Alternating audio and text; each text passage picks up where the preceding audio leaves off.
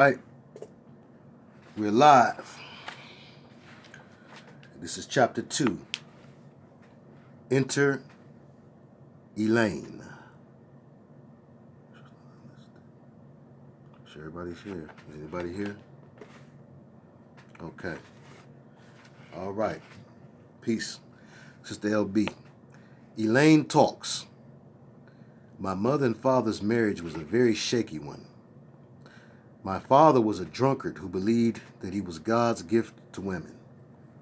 He mistreated my mother very badly. When I was born, he stood at the foot of her bed and told her that he wished I was dead over and over until she finally threw a vase at him. My birth was like any other birth, like hundreds born on that same day, all over the world, except that I was born deformed. I had no nose, no upper lip, no roof in my mouth. This is what is called a severe hair lip with a cleft palate. My mother wanted to see me right away as soon as I was born, and to her I was a beautiful baby, even with the deformities. Her first question was, can she be fixed? She was in absolute poverty. She had no money and no way of making any. In those days, the welfare programs were not available as they are today, but my mother was not the type to give up just because she was poor. It so happened that in that same hospital there was a nurse called Helen. She had assisted at my birth. Helen knew my mother's circumstances and also of my father's attitude of hatred. Helen wasn't just an ordinary nurse, she was also a powerful witch and a member of what has become one of the most powerful but little-known cults in our country today.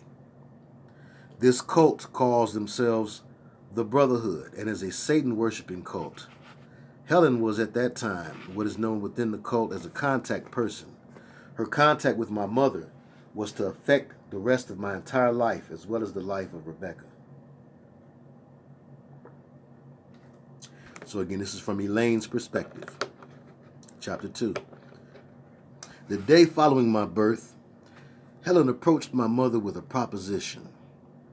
If my mother would give Helen permission to take a very small amount of my blood, she and her friends would provide a way to get finances and the help she needed to obtain the best surgical and medical care for me that was available. My mother could not understand just why Helen would do all this in return for seemingly so small a thing. She could never seem to grasp the meaning of what Helen explained to her. But as there seemed to be no other source of the desperately needed help, and as Helen repeatedly reassured her that she would not harm me, my mother finally agreed to the proposition. Helen was an attractive young lady who seemed genuinely concerned and sincere in her desire to help both me and my mother.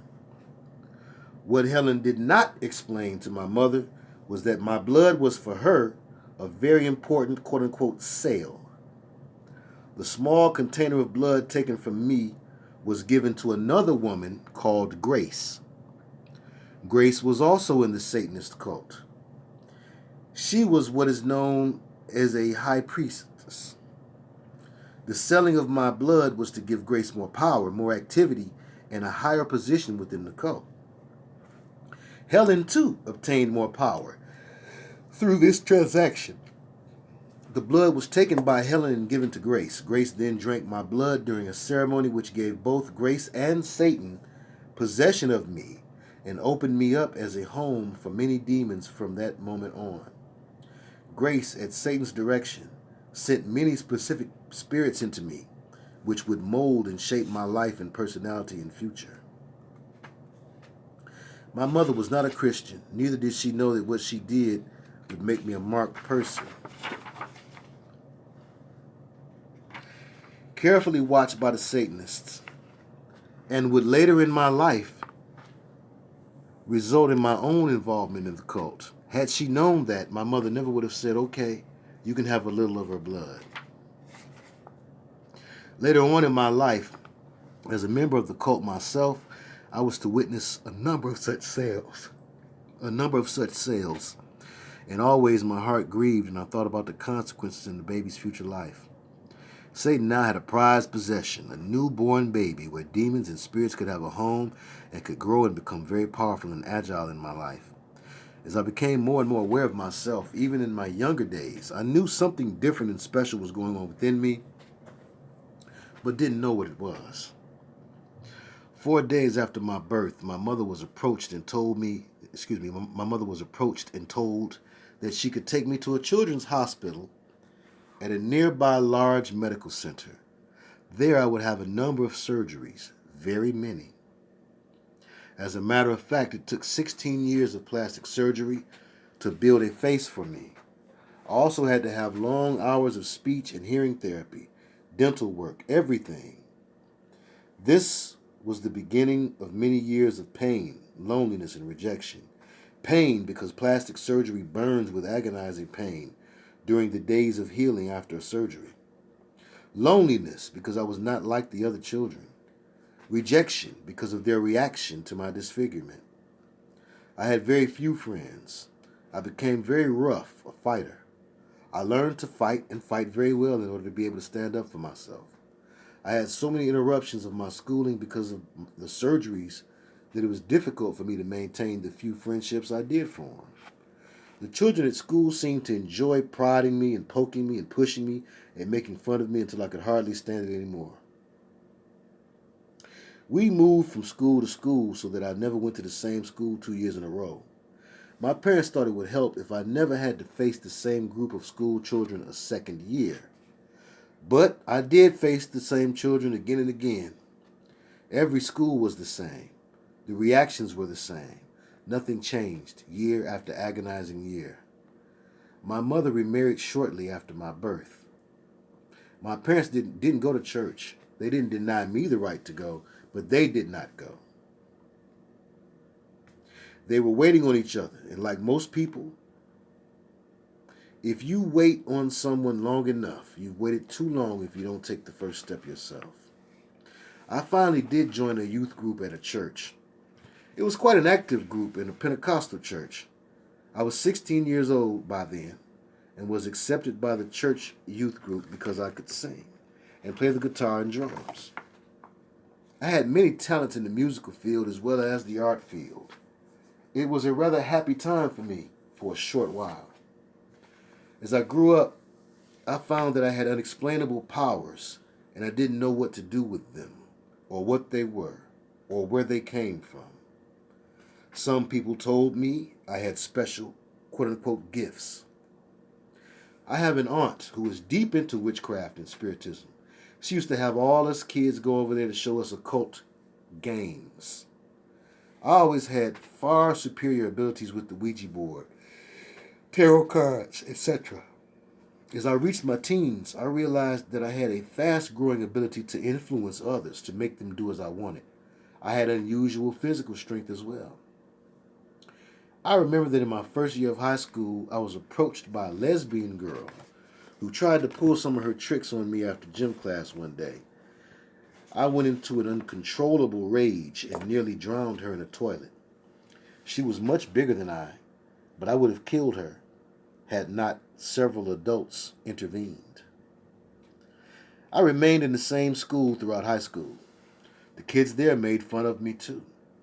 The worst thing in the world at that age is to have your own peers abuse you and make fun of you. I reached the point where I couldn't cope with it anymore. When I was in the 12th grade, I was walking down the hall one day when the leading player of the football team called out, "Look at the ugly hair lip." I remember dropping my books and running towards him. The next thing I remember is 5 teachers pulling me off of him. I had nearly beaten him to death. I had broken his nose, jaw, and a number of the bones in his face. I had unnatural strength. That boy weighed close to 200 pounds, and I only weighed 98 pounds at the time. I didn't have a single bruise from the fight, not even on my fists. This power seemed ominous to me, and yet I enjoyed it. It was the only way I could get a little peace. No one could push me around. I look back on it with heartbreak now, but at the time it seemed worth it, just to have a little peace. But all peace, I was soon to find out, was going to be obliterated by a lie from Satan that I would regret for a long, long time and still do. I'm thankful that Jesus loved me all that time, although I did not realize it then. I loved the power that I had. I didn't know where it was coming from, but I wanted to find out how to get more of it. That is when I met a friend named Sandy in my youth group at church. She also attended the same high school as I. Sandy was 17 and so was I. Sandy was a recruiter for the Satanist cult and led me into the next step in Satan's plan for my life. Recruitment begins at least that young. Take note. Chapter 3, Entering the Brotherhood. And I thank you if you've remembered to hit the like button. If you can do so, I appreciate you. Thank you so much. And thanks to everybody who joined in. Anybody whose name I missed, I don't believe I spoke to you, Brother Dan and Cat Dizzle, Sister Shatra, J. Jones, Sister Julie, and anybody that I haven't spoken to today. Sister Renee, 80s Baby, Cassier. Peace to y'all. Okay. Entering the Brotherhood. Elaine talks. Thank you for all eyes to see. I appreciate you. And peace. Okay. It says, this is more from Elaine. Elaine is still talking. Chapter 3, Entering the Brotherhood. Elaine talks. Thank you, Sister Peggy. Sandy became a friend of mine, about the only friend I had. I met her at the church in the youth group I mentioned earlier. I didn't go to church to hear about the Lord. I went to get involved with the other kids. Sandy and I worked together on various youth programs in the church and at high school. We also chummed around, studied together, and went out for cokes. Sandy was a pretty girl.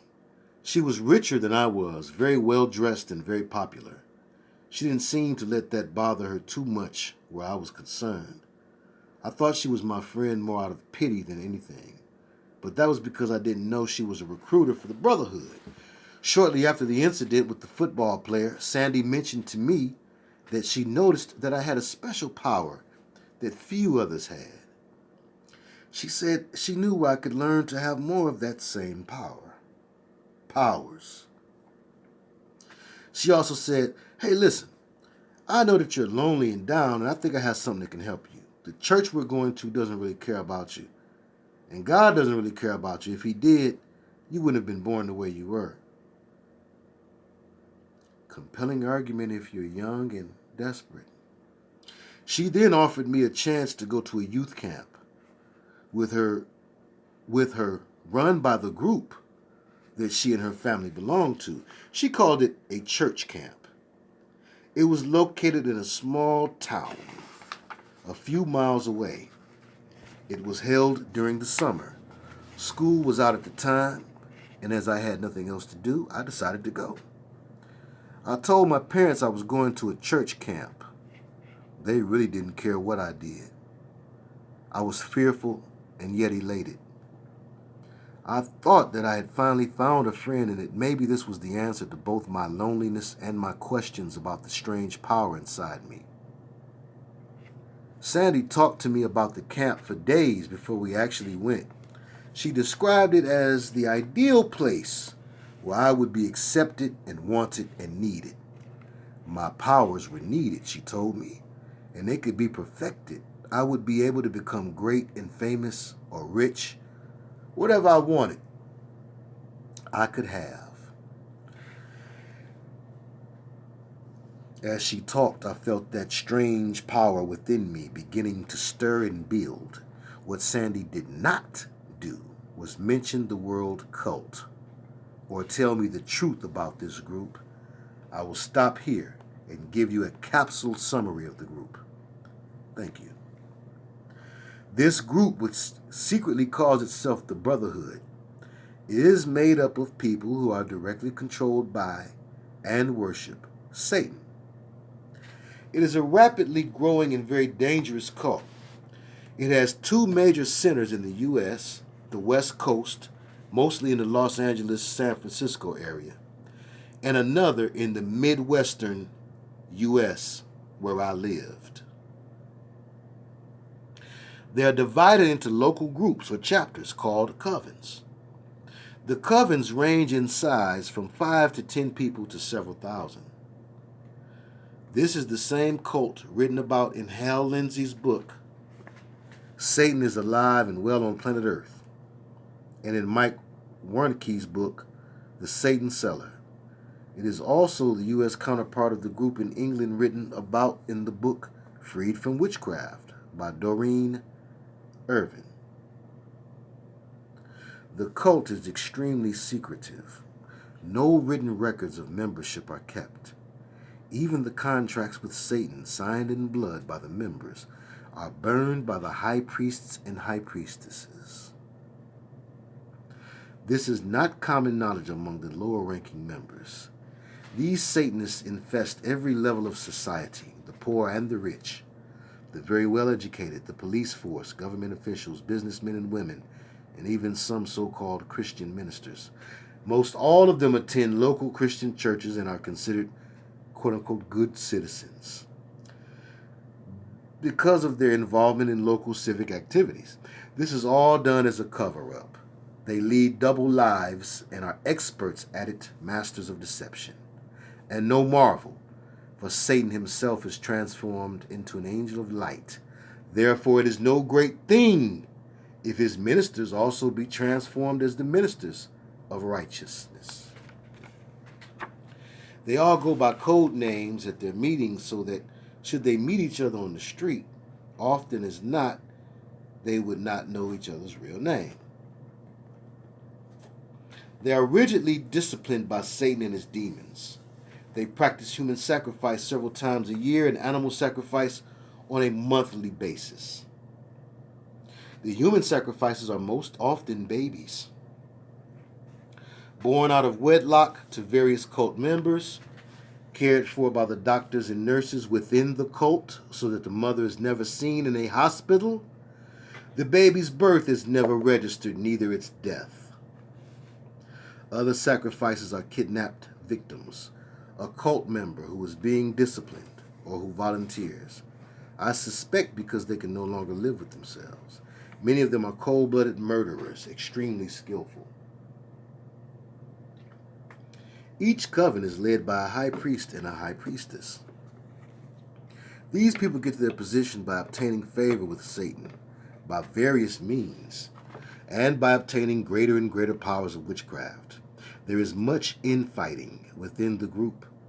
There is an elite society of witches within the cult called the Sisters of Light, or the Illuminati.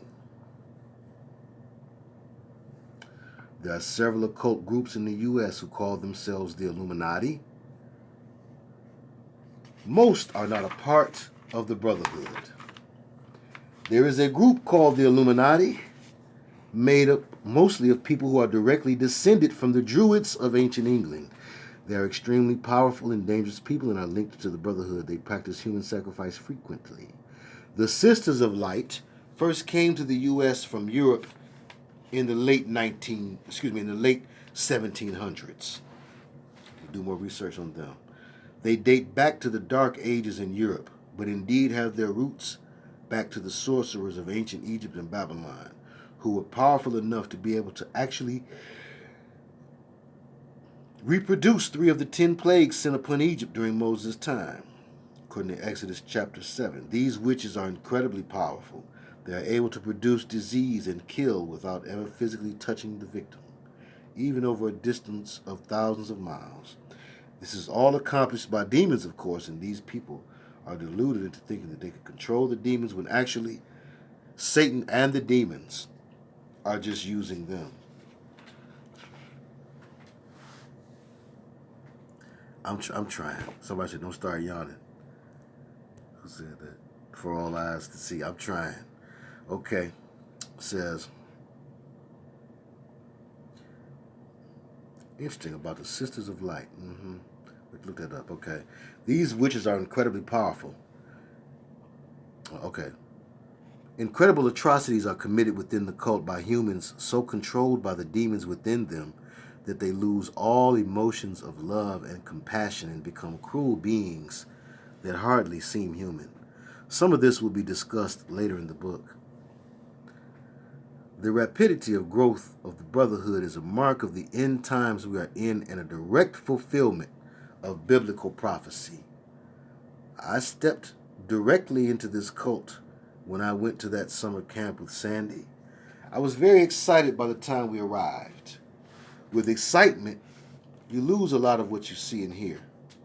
We were taken first to the dorms where we were to stay and made to feel very comfortable, very welcome. The camp had many facilities, museums, libraries, different houses where you could go to, clairvoyants, hypnotists, palm readers, tarot card readers,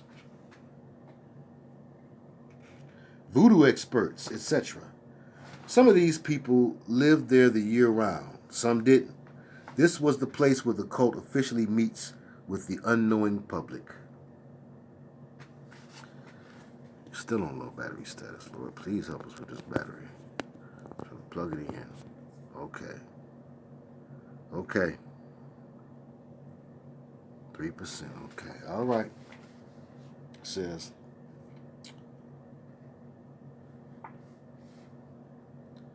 we attended many classes which taught us how to extend and use our powers. Sandy took me to the first meeting with the Sisters of Light. Much later, I found out that they had been watching me carefully throughout my childhood from the time of the sale of my blood made by Helen and Grace. Sandy took me into the large satanic church on the grounds about 2 hours before the main evening meeting. The sun was setting and the entire church was dark except for 13 candles in a circle on the floor at the front of the church, which cast eerie shadows about the 13 figures, also seated on the floor, one behind each candle. As we drew closer, I could see that the figures were 13 women, all dressed identically in long white robes with attached cowl-like hoods up over their heads. They were each sitting cross-legged on the highly polished wooden floor, back straight, arms folded across their breasts, staring with absolute concentration into the candle in front of them. The candles were each about 2 feet tall and 3 inches in diameter. They were made of black wax, and each one sat on top of a long, narrow sheet of paper that was covered with fine writing. The wax from the candles dripped down onto the papers. The women did not wear jewelry or ornamentation of any sort. There was no movement by any of them except for their continuous low-voiced chanting and humming as they offered their prayers to Satan. There was a power there that held me both fascinated and awestruck. I could feel a mighty stirring of the inexplainable power within myself as I sat and watched them throughout their 2-hour ceremony. I found myself drawn back again the following night to watch the same ceremony. I knew that they were the Sisters of Light, not only because Sandy told me so. Other cult members referred to them as mothers, and few knew that they were actually this elite group. They never told men of their identity, as men were strictly excluded from the group. However, they are the powerhouse and main strength of the cult, and a strictly guarded secret even within the cult itself. They do not tolerate weakness in any of their members. Anyone weak is destroyed. There are very few younger women among them. After the ceremony the second night, I was approached by one of the women. She told me that they had noticed my interest and already knew of my unusual power, and that they would very much like for me to enter into their training program. They were casual and kindly and told me that they could train me to greatly increase and extend my power as no other group could. I swallowed the bait, hook, line, and sinker. At first, they told me of the greatness I could have, of how I could use the power within me to get what I needed. Also, whatever I wanted, I could have. This power was of Satan, not of God. They were the first to tell me that. They were the first to tell me that. And they also told me that Satan is the only true God. They taught me how to chant and hum. Taught me that if I wanted anything, all I needed to do was to light my candle and put my prayers underneath it. Request not only for myself, of course, because I must not be selfish. I could pray either for another person's uplifting or for his downfall. It made no difference, as long as there was someone else's name on the paper as well as mine own. At last, the final day of the camp came and I prepared to go home. Suddenly, I was faced with the fact that all the kindliness of the people at the camp was a front, and that my involvement was no longer a game, nor was it voluntary. When I met Sandy for the trip home, she told me that she had just had word from the Sisters of Light that they were offering special training to myself and some others who were specially gifted. Sandy said that they and the high priest and high priestess wanted to speak with me briefly over at the church before we left. I went over to the church and entered with several others. After we got into the church, we saw that armed guards immediately stepped in front of the doors, and we were told to stand before the small group at the front of the church. The high priest then told us that we had been selected to join the Brotherhood, which meant signing a contract with Satan in our own blood at a meeting the following night. I asked what was in the contract and was told that I would be asking myself. I asked what was in the contract and was told that I would be giving myself, body and soul and spirit, to our great father Satan in return for many blessings from him. We were also told that if we did not want to do so, that they would use certain persuasion to change the minds. I told them that under no circumstances would I try to change your mind. I told them that under no circumstances would I sign such a contract. At this point, the high priestess.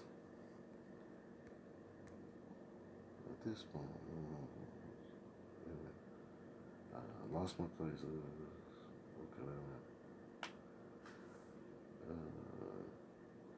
I asked what was in the contract.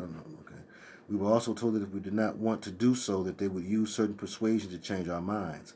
I told them that under no circumstances would I sign such a contract. At this point, the high priestess took over and informed me that I had no choice. I looked her square in the eye and said, "Go to hell, you be. I think you are all weird. I will do no such thing," she says. Interesting. Immediately, a very large guard, armed with a submachine gun, came up behind me and grabbed my arm at the wrist, pulling it behind me and upwards with such force that I felt as if he had broken it. He told me that I was to bow my knee to the high priestess and ask her forgiveness for my disrespect, that if I did not do so, he would beat me until I did. Outraged, I shouted, "Then go ahead and start, because I'm not bowing myself to any woman." He swung at me, his fist catching me full force in the temple. I don't remember any more until I awakened in a small 5x5 cell. It was completely bare with a hard wooden floor.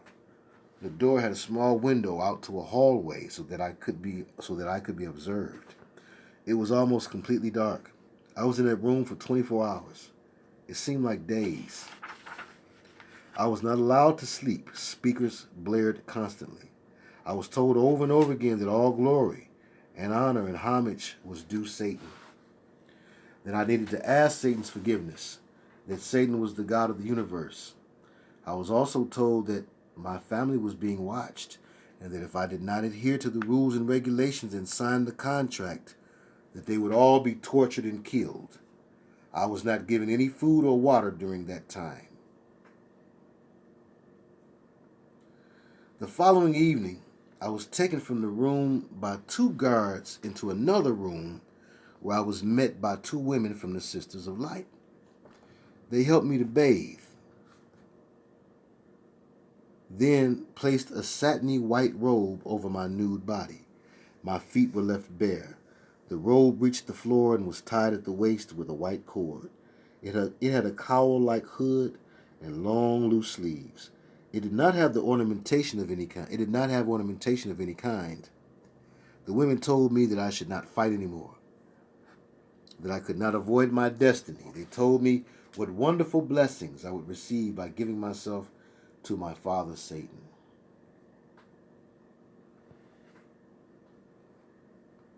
I was transported to the meeting in a closed van so that I could not see where we were going. This meeting was not held at the Satanic Church on the campgrounds. I caught only a glimpse of the outside of the building as I was hurried inside. It had no windows and was back in a woods. It looked like it was some sort of storage building on a farm, though isolated, and there was some straw on the wooden floor inside. The building was dimly lit by many large flickering candles around the walls. The candles were in groups of 3, a black one, red, and white one in each group. There were 200 to 300 people present, seated on plain wooden benches facing the front of the room. At the front was a wooden platform with torches burning around the edge on about 5-foot-tall poles. There was a rough-hewn stone altar down in front in the middle of the platform, which looked like it was sitting on sawhorses. I was to learn later that this was indeed the case to provide easy movability. The stone was gray with many brownish stains. These stains were from the blood of the many sacrifices performed on that altar, both animal and human. In spite of my exhaustion and fear, I felt a stirring of excitement as I felt the tremendous invisible power within that room and a responding stirring of the power within me. Incense was burning, filling the room with its odor. I think it had some sort of drug. I think it had some sort of drug in it because it quickly made me quite dizzy. The room was absolutely silent as the robed and hooded figures looked especially at the empty stage. At some unseen signal, many small handheld bells started ringing as the high priest and high priestess stepped noisily onto the stage out of the shadows. Jesus. The high priest and high priestess wore identical robes.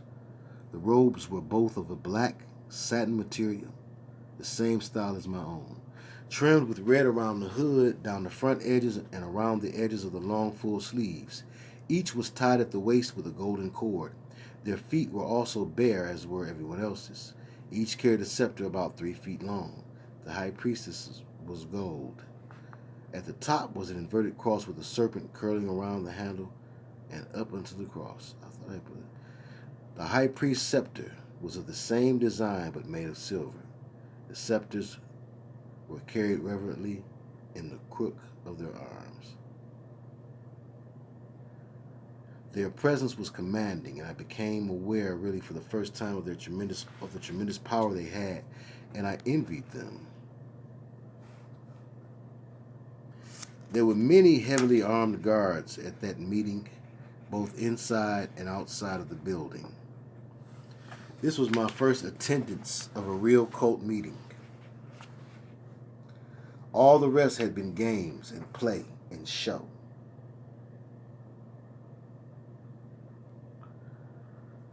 After the opening remarks, I was taken forward to the front of the altar by the 2 guards. I and the others were introduced to the congregation as new members, anxious to join. The high priest first centered his attention on me. He said, "Brothers and sisters of Satan, we bring you this child, this one called Sister Courage." That was my new name. "We bring her to you, for she has asked to become one of us. And now unto our Lord and God, our Master, the Master of the universe, and also the destroyer, Satan. We say, this child, Sister Courage, we give unto you to do your bidding, to be what you want her to be. We have promised her, as you have given us the word to promise, your blessings. I was then given a knife to cut my fingers with, but I refused to do so. Instantly, one of the guards brought a whip down hard on my back, causing me to writhe in agony, but I was determined not to bow to them. Within a flick of her hand, the high priestess signaled the guard to stop beating me. She spoke in a voice dripping with disdain and said that there were much more effective ways of showing me my error. I watched in amazement, and she and the high priest took up positions on opposite sides of a large pentagram, five-pointed star, drawn on the floor in the middle of the stage. The pentagram was drawn inside of a circle in a black candle set at each point of the star. The pentagram was drawn inside of a circle in a black candle set at each point of the star. With merely a wave of her hand, the high priestess lit all the candles at once without touching any of them. Then she started an incantation, the high priest joining in with the chant.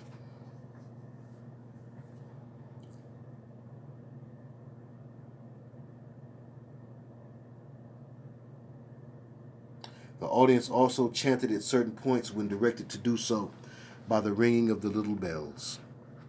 Suddenly, the pentagram was engulfed in a whoosh of smoke and blinding light. The room was instantly filled with a foul odor, as of burning sulfur. A huge demon appeared in a physical manifestation in the center of the circle, flames surrounding him. He was huge, about 8 feet tall. He glowered menacingly at me, weaving back and forth. The high priestess, Grace, turned to me and told me that if I did not obey and sign the contract, that I would be given to that demon to torture until he finally killed me. That was enough for me. Never had I felt such fear, but at the same time I lusted after the power displayed by Grace.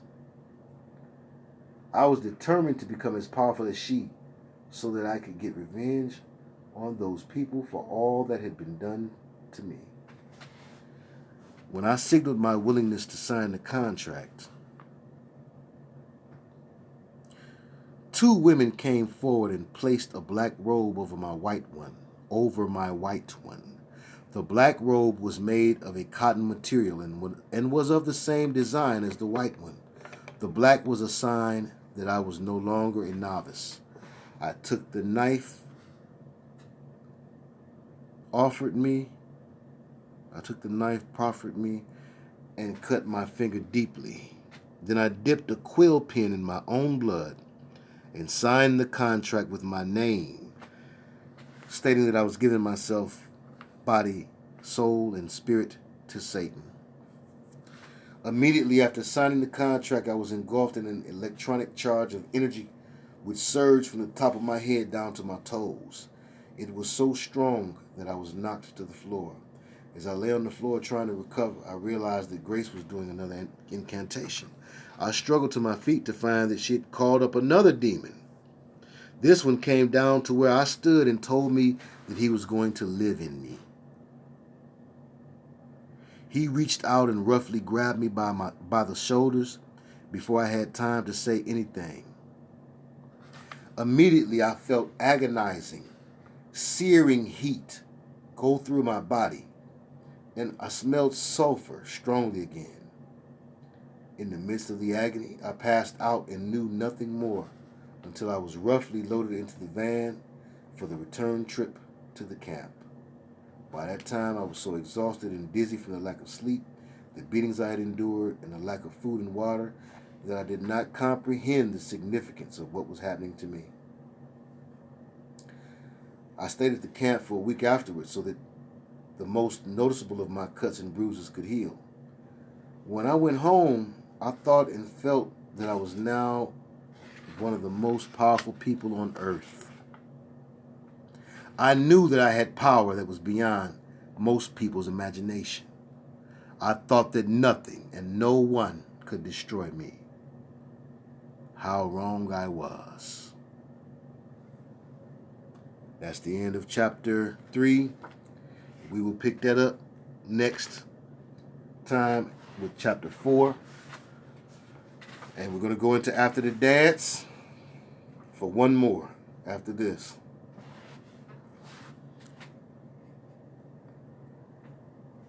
You're welcome, Sister Cassie.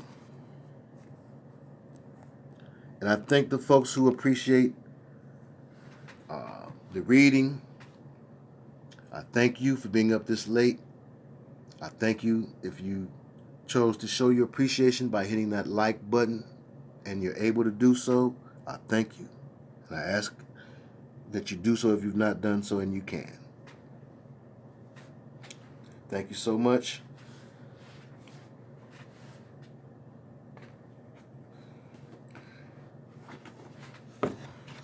$83 watching, 53 liking. You're welcome, Sister Julie. Glad you enjoyed. And you're welcome, Sister Tanya. You know that. Always. Sister LB, Secret Service. Brother Ruben, always. And glad that you could make it this time. We've been missing you. Like, where's Ruben? You're welcome, Sister V. For all eyes to see, say, yes, amazing content. Thank you. And God bless you. God bless you. King Des, amen. They will burn in hell with gasoline draws on. Brother Johnson said, thank you, Brother Mr. Theo. I love this book. Yeah, it's a heavy hitter, ain't it? It is really a heavy hitter. I would have read 4 chapters, but I would have had to tap out after number 4, and you wouldn't have got no After the Dance. And I trust me, I'm already looking out for Aretha on these streets. I want one of y'all to drive up to Detroit, trying to wring my neck. What happened to After the Dance? And thank you, Dawes Way. God bless you. And Cat Dizzle in the place to be. Shape Pollard, Kai Brown.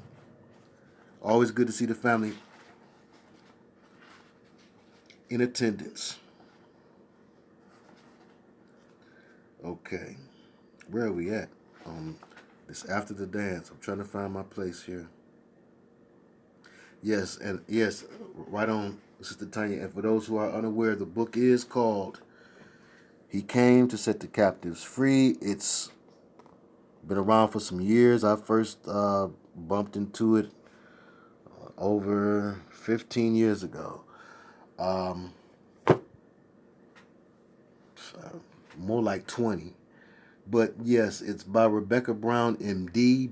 Do be forewarned that if you look up things on her, because of the work that she's done exposing the kingdom of darkness, she is blackballed. You will find lots of negative and libelous, slanderous information out there from her detractors, from her many detractors. Obviously, I found some before when I was reading the book, and I think the internet, the internet was still new to me at the time, but I found some back then, and since we started back to reading it, I find it again. They are very upset that she opened up our eyes to the inner workings, the inner secret workings that can go on in the hospitals that we go for care, and where we take our loved ones there for care. So, more of that next week. Thank you all. Right on. King Dez says he has the link for us to read it online if anyone wants to read it. Let him know it's a must read. And yeah, King Dez, if you can drop that in the put that in the comment section up under this video, I appreciate it. And I'll copy and paste it from there into the description box. Big Nephew Ronell says, unplug them. You always have us laughing and learning here, man. Ain't no other channel like this, not even close. Thank God for you, Aunt. Well, I thank God for you, Big Nephew. And, everybody here plays their part in making these live streams what they are. And I'm so thankful for y'all. I'm thankful that folks are active. So when I'm reading or if I'm teaching, people are taking care of the needs of their brothers and sisters in the chat room. That means the most to me, and I love that. So we can try to get everybody done tonight before the 5 o'clock hour. This will be the first weekend show that I think that we've done that, huh? I bet. I would bet.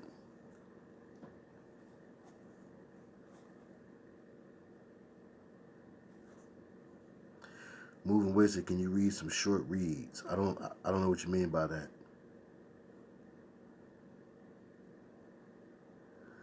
Yeah, what I'm going to do when I get the link to the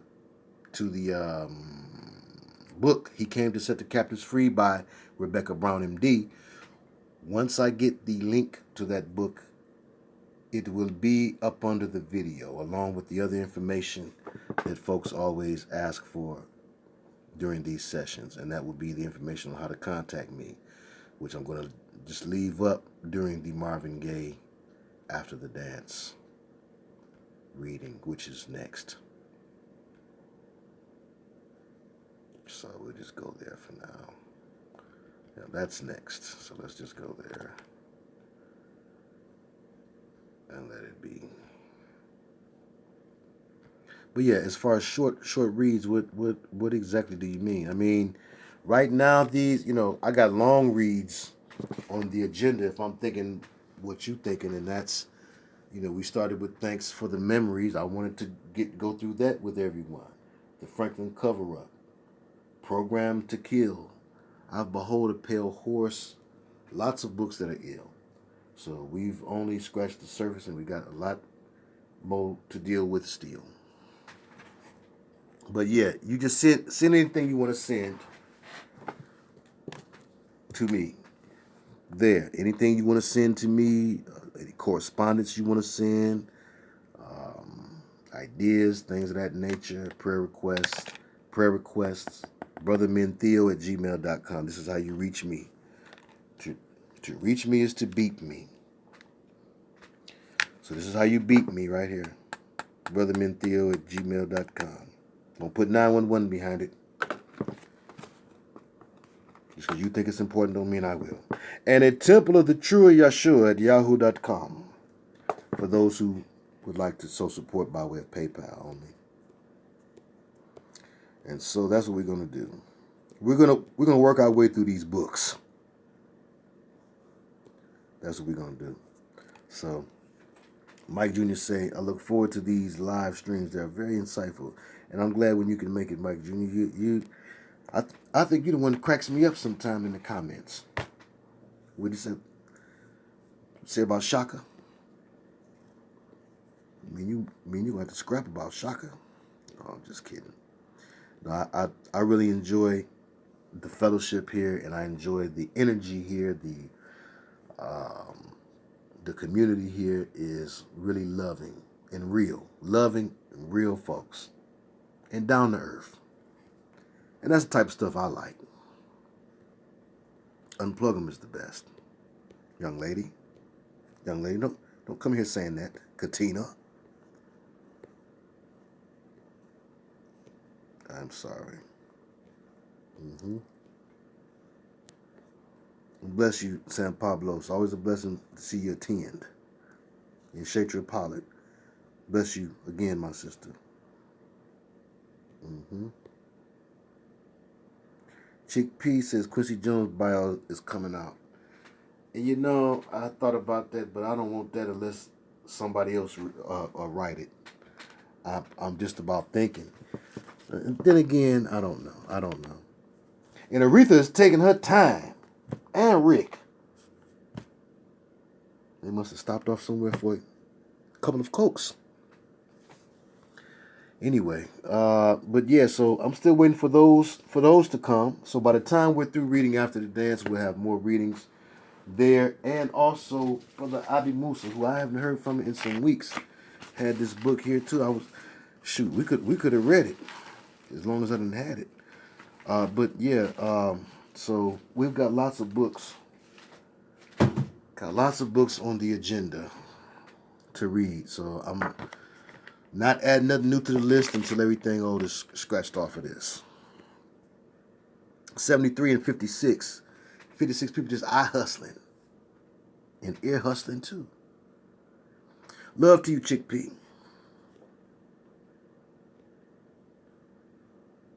And love to you, Sister Crystal. Good to see you in place. And J. Jones. Peace and blessings. And Sister Renee. And Brother Dan. And I'm in agreement. Moving West said, oh, they're showing Shaka Zulu the same weekend as Black Panther. Yeah, they just trying to do it to us, ain't they? They want us to riot this Wednesday coming up. So they act like. And that's fake too. Look up the science on Shaka Zulu. Look up Shaka Zulu. Look it up. Find out about the name Shaka Zulu, where it came from. Just, I've done it before. It's in my movies, which y'all don't watch. Except for Cookie Cruncher. Appreciate you, Cookie Cruncher. Right on. All right. And much love to y'all. And we're going to get on here from this one and go into the next one.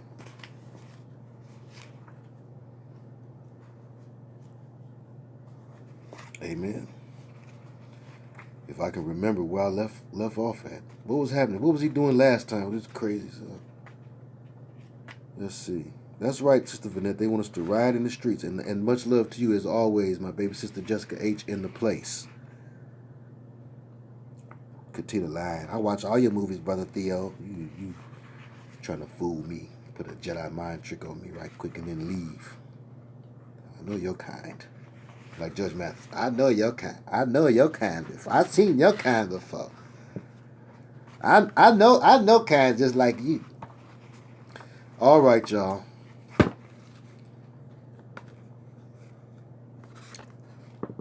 Love y'all. Love you, Sister Katina. Thank you all for being good sports. And come on back now, you hear?